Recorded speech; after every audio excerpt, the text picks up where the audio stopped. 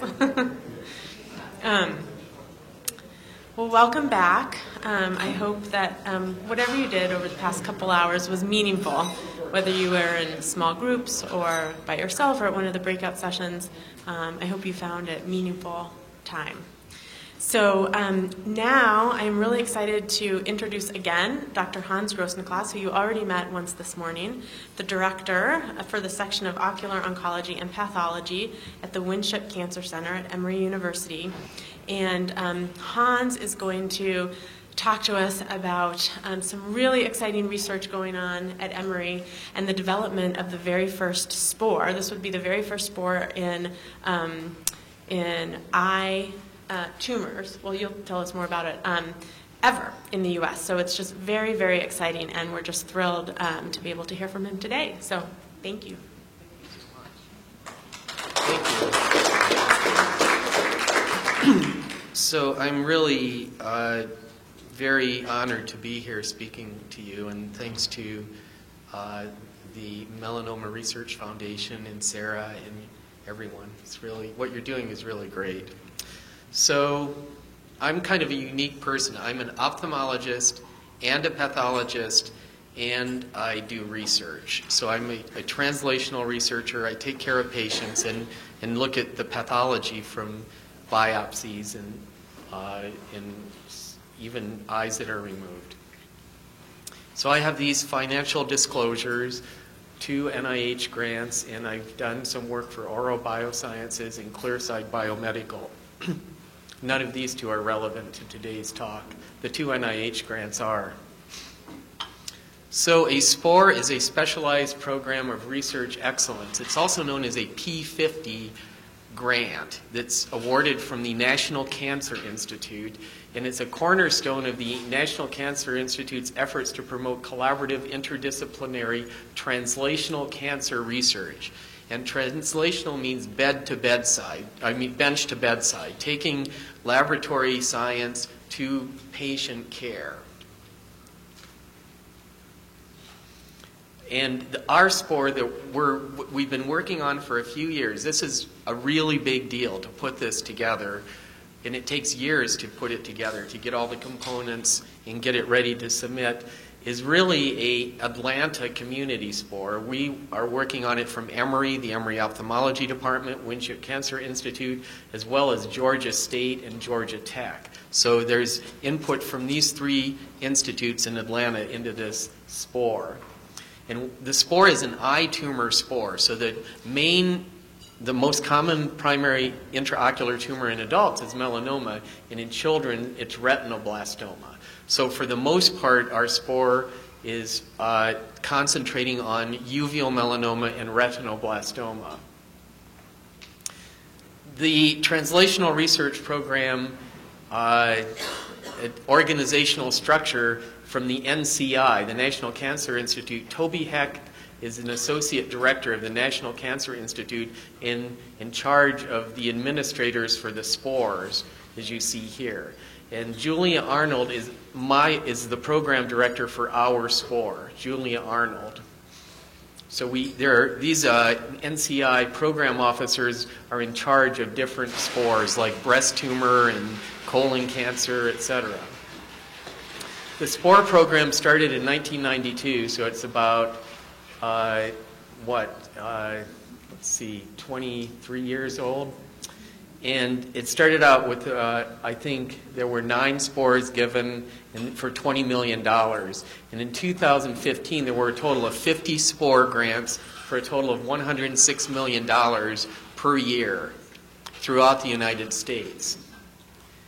The NCI's budget is $4.95 billion, so this translational research program budget for the SPORE grants is about $106 million per year.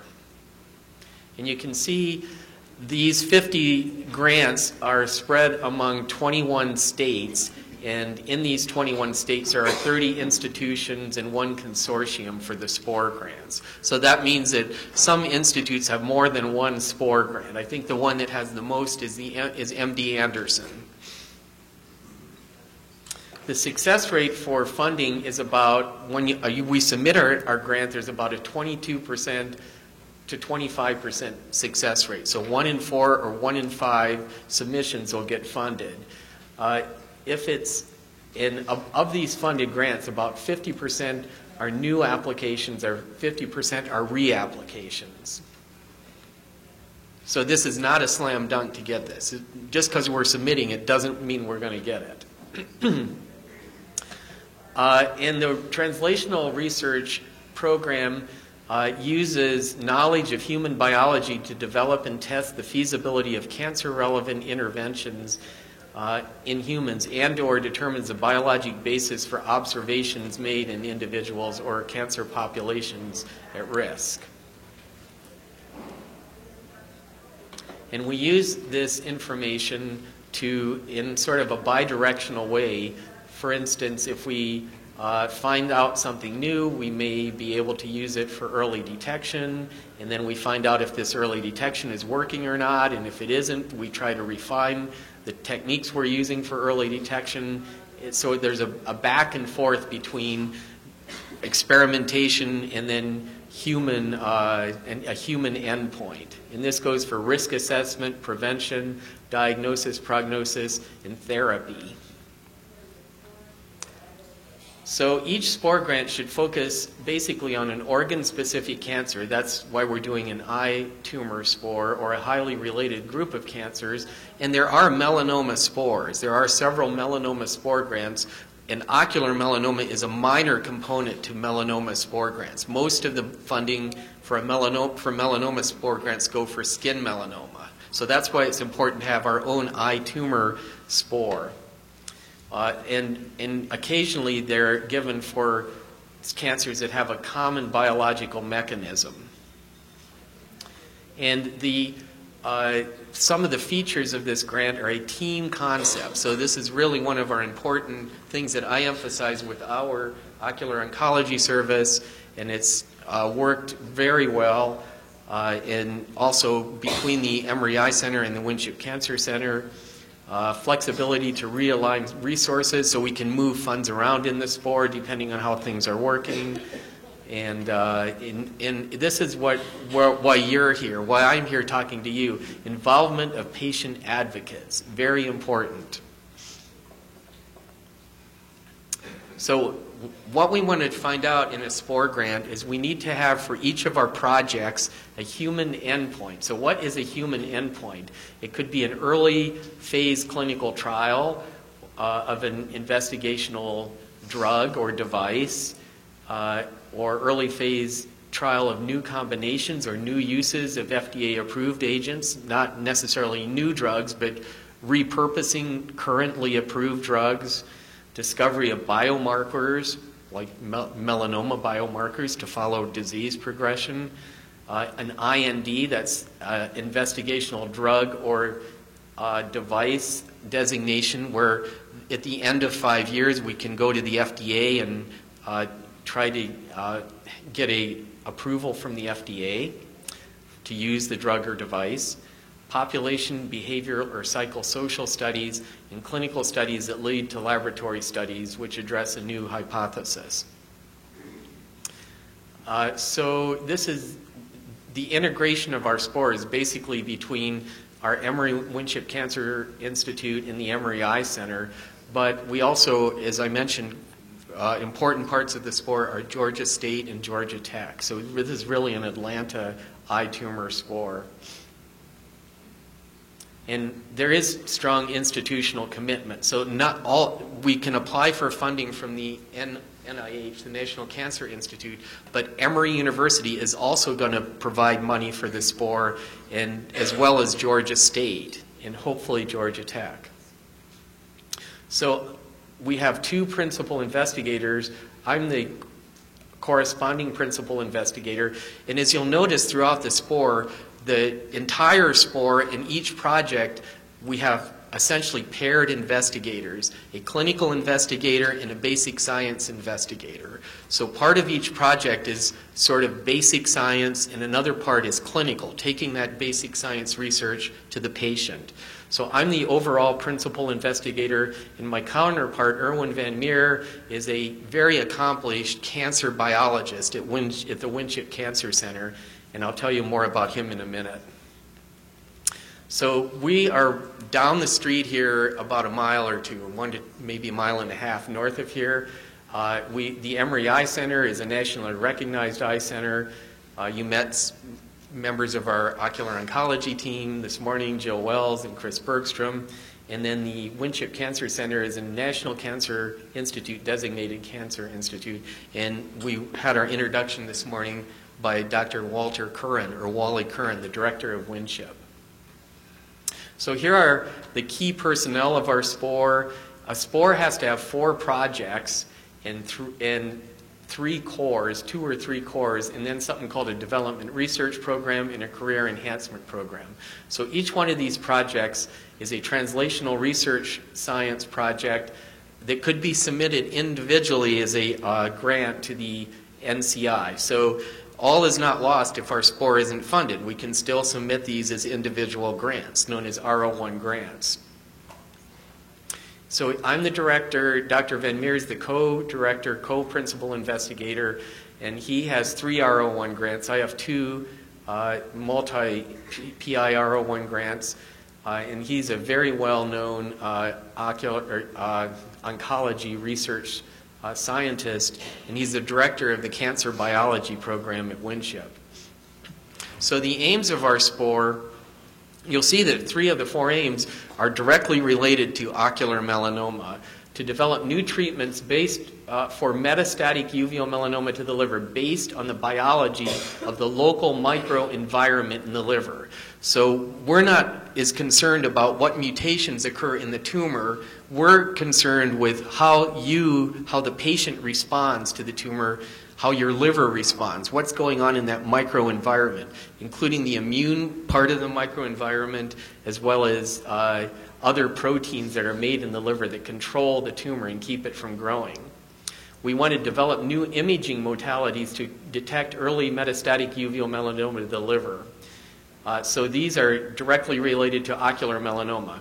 Then we also want to look at the unique molecular pathology of retinoblastoma, the most common intraocular tumor in children, to develop new therapies. And finally, this is related to melanoma as well, to develop innovative outreach programs via digital platforms for teleimaging of patients with ocular tumors, thus enhancing ocular oncology education, conferencing, clinical trials, and patient advocacy.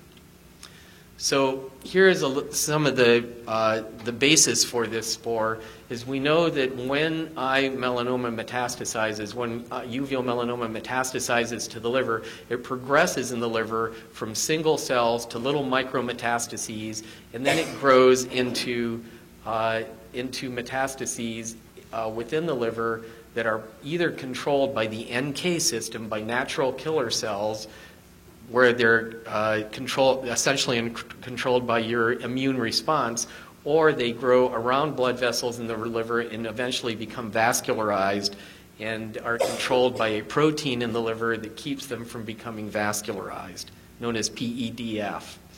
Here's a cartoon of what I'm talking about. When melanoma gets into the blood system, when it spreads from the eye into the circulation, these are known as circulating melanoma cells, and these cells have cancer stem cell-like properties. They can metastasize to the liver, and when they get into the liver, our research has shown that they grow either in the sinusoidal space, and this is where they're exposed to the immune system. If the immune system is abrogated or downregulated, they can grow. If it's upregulated, we think they can be controlled. Or these tumor cells grow outside of this sinusoidal space around veins in the liver known as portal vanuoles, and they're outside of the immune system, and when they grow, they become vascularized. So this protein made by liver cells known as PEDF is degraded by the melanoma cells, and there's a higher VEGF, vascular endothelial growth factor, to PEDF ratio, so the tumors are vascularized. So we call this the infiltrating growth pattern, and this the nodular growth pattern. Here's another cartoon of what I'm talking about. These cells in the sinusoidal space in the liver are infiltrative and controlled at least in part by NK cells, and then these other types of metastases undergo angiogenesis, and it's conceivable that anti-angiogenic drugs will keep these types of tumors from growing, or Sear spheres, if they're injected into the arterial bed of the liver, will go to these blood vessels. So what we're saying is some treatments would be more appropriate for this growth pattern, some for this, and some patients have both growth patterns in the liver, so they'll need multiple types of therapies. This is just a little higher magnification of how the tumor cells get into this periportal area or into the sinusoidal space.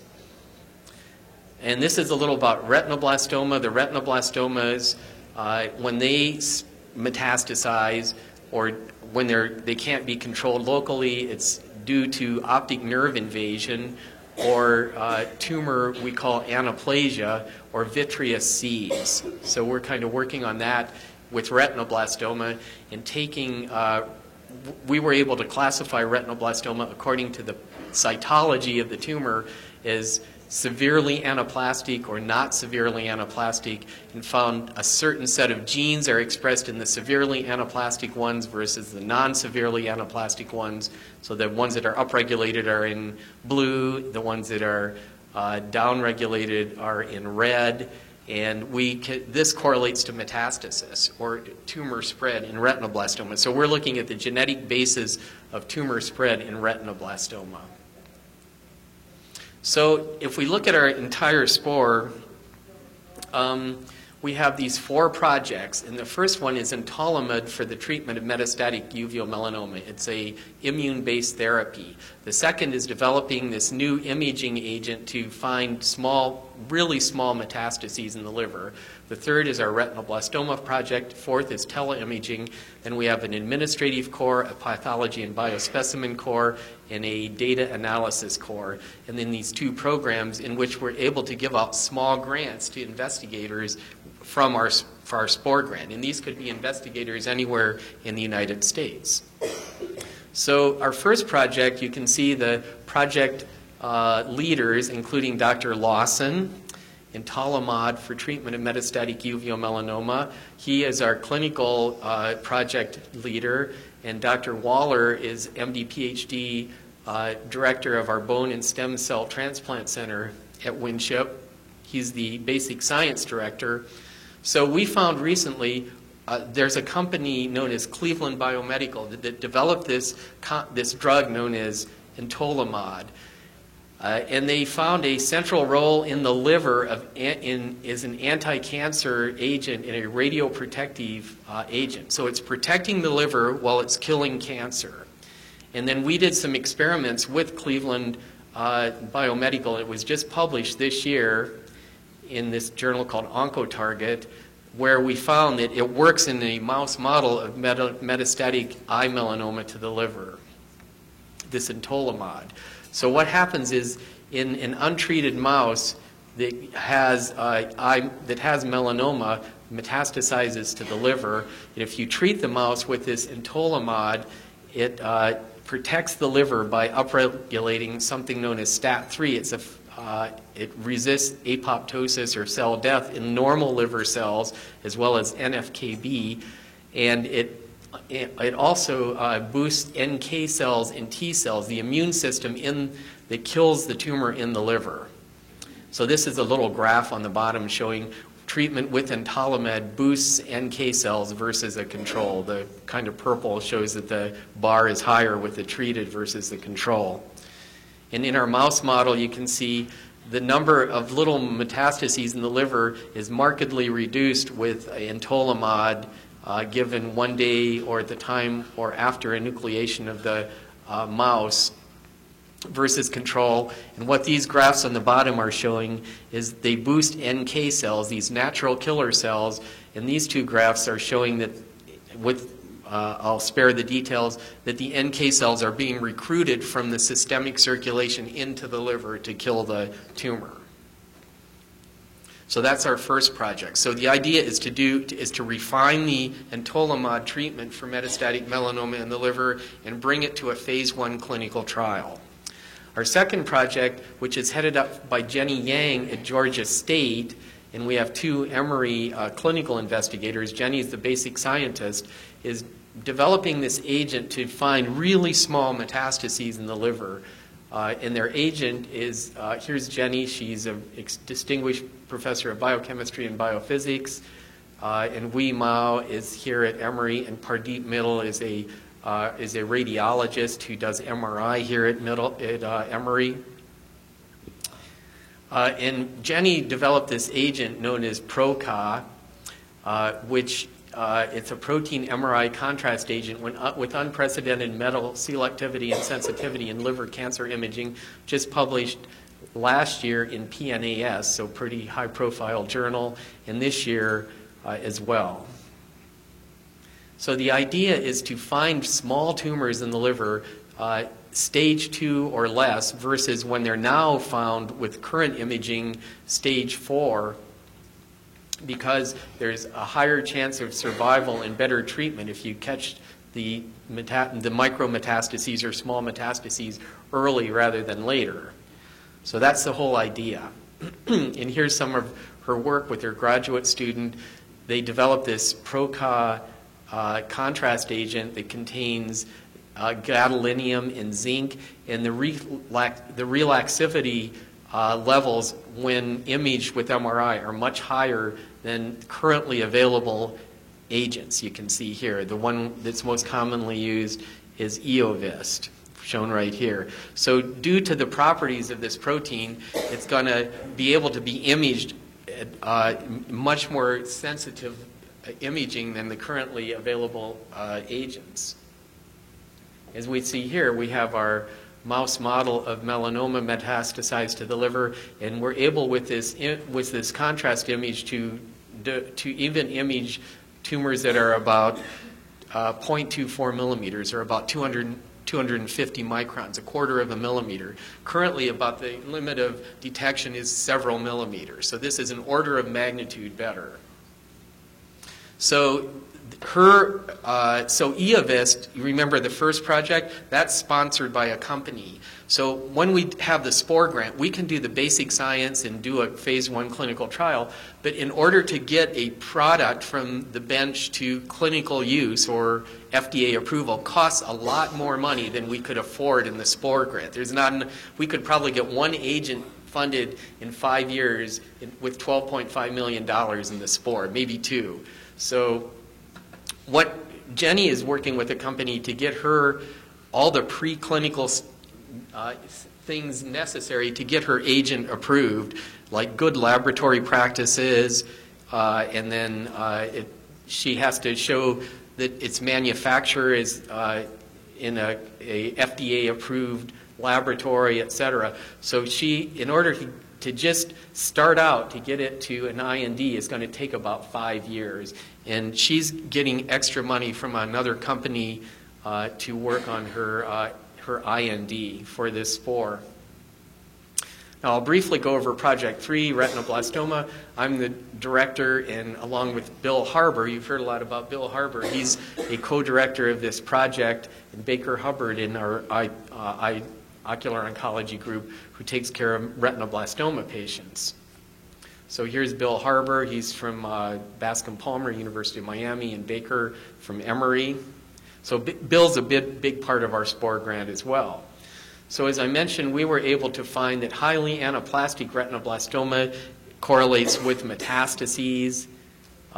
So does optic nerve invasion. So if the tumor is invading into the optic nerve, there's a lower survival compared to non-optic nerve invasion. If the tumor is highly anaplastic, there's a lower survival than if it's not severely anaplastic. So we're looking at the genes that are expressed in optic nerve invasion and anaplasia and trying to find targets that we can treat in retinoblastoma. And the same for vitreous seeds. These seeds of tumor that get into the vitreous, we're going to determine genetic differences in the seeds versus the primary tumor in order to develop treatments for the seeds. There's the optic nerve invasion. So Project 4 is teleimaging of high-risk ocular nevi in melanoma. So I'm going to spend a little more time on this project because this one will be a little more, I think hit home a little more for you because you can get involved with this. Bo Bruce is the director and Chris Bergstrom, and I think Jill Wells is going to take over for Chris. Chris is moving to South Carolina. Bo Bruce is MD PhD who has expertise in teleimaging and ophthalmology. He has a grant about this for looking at the fundus in an emergency room situation, so you can take a picture of the back of the eye, transmit it over the internet, and have it interpreted. So the idea is to take pictures of the fundus and determine whether a patient's nevus is turning into a melanoma. Now, you see the mutations that are associated with melanoma development. We heard that a little earlier, like GNAQ, GNA11, and these other mutations in BAP1. So just follow the patient's image generated via the internet, so we don't have to drive so far to see our doctor. And there are other imaging modalities as well we're going to look at, such as this OCT. It's called Enhanced Depth Imaging, OCT. Here's a melanoma versus a normal choroid. And this is just an image transmitted via the internet. So we know that there's about a 9% per year conversion of high-risk nevi to melanomas, or 9% per 5 years, that is. So we monitor these patients every 6 months or so. And there's only about 50 ocular oncologists around the country, so there's a substantial tumor burden. It's a travel burden to the patients, long travel time, costs, et cetera. So we're setting up a telemedicine network here in the Southeast. So the reading center will be here in Atlanta. Patients can be imaged from different offices in the Southeast. Their image will be transmitted. And then the first sub-aim of this study is to see if following a patient via telemedicine it works as well as seeing them in person. So this is usual care. The patient comes to our office for evaluation, or they're evaluated via telemedicine. Then this is a crossover study, so these patients will come in for regular office visits after a period of time, and these patients will be evaluated via telemedicine. And we'll be able to determine if telemedicine works just as well as seeing the doctor. That's called a safety assessment, to make sure that nothing is being missed via these teleimaging techniques versus coming to see the ocular oncologist. This just shows, for Emory alone, if we look at avoidable commuting costs, this is just commuting to Atlanta and back, over 5 years, if we look at the number of patients we see with ocular melanoma, this has a potential to save these patients and insurance companies $700,000, or on the average patient about $350 if they don't have to come in. It just can be imaged via telemedicine. We're also looking at some novel imaging techniques that I mentioned, including OCT, as I mentioned, with this enhanced depth imaging OCT, and OCT angiography, as well as fundus autofluorescence. So we're looking at new techniques for imaging these tumors as well.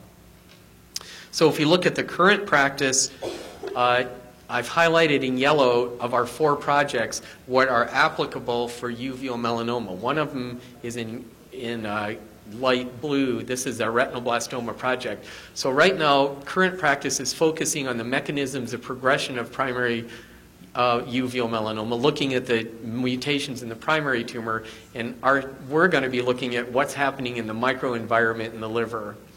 And the second aim is focus on detecting metastatic melanoma in the liver when they're relatively large, when they're stage 4, right? So we want to find them when they're very small using this contrast agent.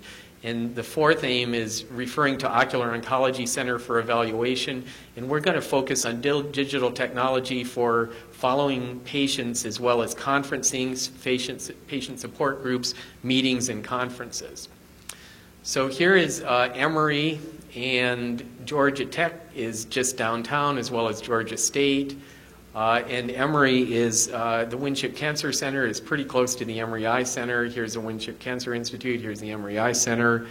So we have all the components in place here. A new hospital is being built right outside the Emory Eye Center. It's now shelled into about, I think it's 9 stories. These are going to have cancer beds, so this is part of the cancer initiative at Emory, is right next door to the Eye Center. And we're also getting this proton beam facility built downtown, which will be online in about 1 to 2 years. So we'll be offering patients radioactive plaque therapy, proton beam. So we have the infrastructure for a full-service ocular oncology program. And you met the Drs. Bergstrom and Wells today. Dr. Hubbard takes care of our retinoblastoma patients. We also have an annual Southeastern Ocular Oncology and Pathology Seminar at Emory, where we present cases and talk about new techniques. We have a monthly tumor board, a bi-monthly journal club. I'm the editor of the Journal of Ocular Oncology and Pathology. We also have a Retinoblastoma Kids Day every year for patient and family support. So here's a summary. It's a multi-PI or principal investigator grant involving the Eye Center and the Winship Cancer Institute. It's really an Atlanta-based multi-institutional proposal. The infrastructure is already in place. So this has taken years to put this together. I went over the people involved, and I didn't talk about the core.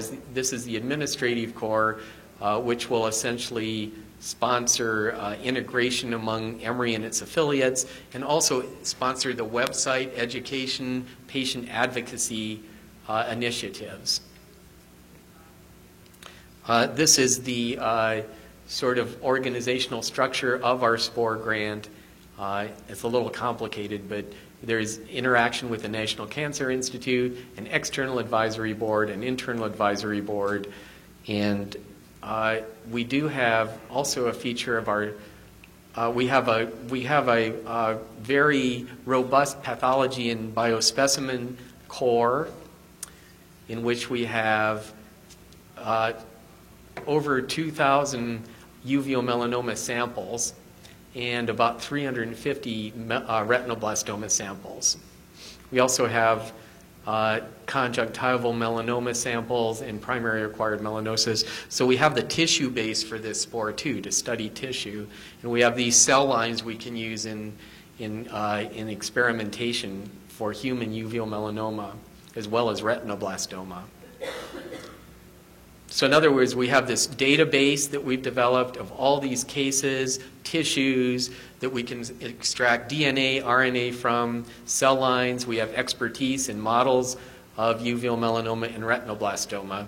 And we also have a strong data analysis and administration core, which will help evaluate the data that's generated in this SPORE grant, including Jeannie Kowalski from Winship, and Michael Zwick, who's an assistant dean at Emory.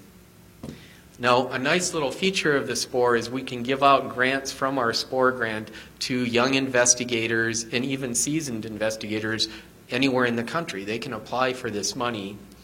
And here is just an example of one of the projects that we would evaluate for funding. This is Dr. Zhang, who's developed this little microfluidic device for capturing circulating ocular melanoma cells that you can see here. This is a little device in which she can capture these cells in the circulation right now in a mouse model of melanoma, but possibly in patients with melanomas. So part of the SPORE is presenting our proposal to the National Cancer Institute in person, and we did that in December. And now 2 very important members of our SPORE team are Caroline Craven, who's my fellow, Robin Noe, who's our administrator, and they're going to talk a little bit